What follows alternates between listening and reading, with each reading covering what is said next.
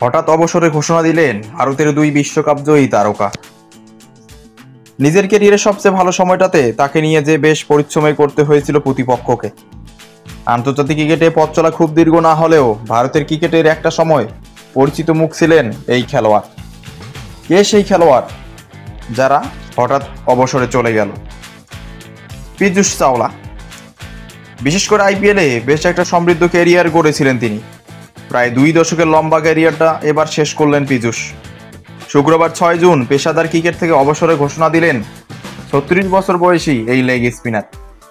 সামাজিক মাধ্যমে ক্যারিয়ারের স্মরণীয় মুহূর্তগুলো ছবিসহ বিশদ বার্তায় নিজের সিদ্ধান্ত জানান ভারতের এই 2 বিশ্বকাপ জয়ী চাওলা। লিখেছেন, ভারতের হয়ে সর্বোচ্চ পর্যায়ে প্রতিনিধিত্ব করা থেকে শুরু করে 2007 সালে টি-20 বিশ্বকাপ এবং 2011 সালে ওয়ানডে বিশ্বকাপ দলে থাকা এই অসাধারণ যাত্রার প্রতিটি মুহূর্ত ছিল এক আশীর্বাদ। যদিও আমি এখন সরে দাঁড়াচ্ছি, তবে ক্রিকেট সবসময় আমার সঙ্গে থাকবে। এই সুন্দর খেলার শিক্ষা ও চেতনা নিয়ে আমি এক নতুন যাত্রার দিকে এগিয়ে যাচ্ছি। বয়স বাড়লেও একেবারেই ঝিমিয়ে যাননি পীযূষ চাওলার বোলিং। গত বছরের নভেম্বরেও সৈয়দ মুশতাক আলী ট্রফিতে নিজের শেষ ম্যাচে হিমাচলের বিপক্ষে মাত্র 12 রানে নেন 4 উইকেট। উত্তরপ্রদেশের জার্সিতে জেতেন ম্যাচ সেরার পুরস্কারও।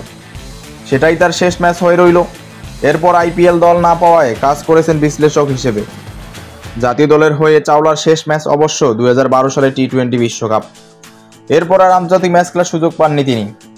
ভারতের জার্সিতে 3টি টেস্ট, 25 ওয়ানডে ও 7টি টি-20 ম্যাচ খেলা পীযূষ চাওলা। চাওলার আইপিএল ক্যারিয়ারে অনেক দলই খেলেছেন।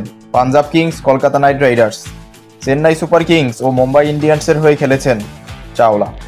192 ম্যাচে উইকেট নিয়েছেন 192টি। টুর্নামেন্টে চতুর্থ সর্বোচ্চ উইকেট শিকারী ছিলেনও এই পীযূষ চাওলা।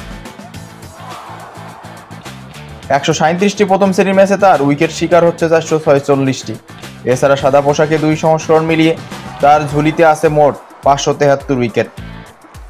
6 বছরে আন্তর্জাতিক ক্যারিয়ারে চাওলার সবচেয়ে বড় অর্জন হচ্ছে 2007 সালে টি-20 বিশ্বকাপ এবং 2011 সালে ওয়ানডে বিশ্বকাপ জেতা। এটাই চাওলার সবচেয়ে বড় পাওয়া।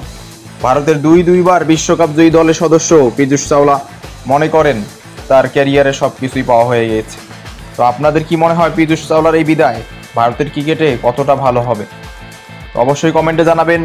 এবং সব ধরনের ক্রিকেট এবং ফুটবল খবর এবং সারা বিশ্বের সব ধরনের খবরাখবর পেতে অবশ্যই চ্যানেলটি সাবস্ক্রাইব করে পাশেই থাকবেন।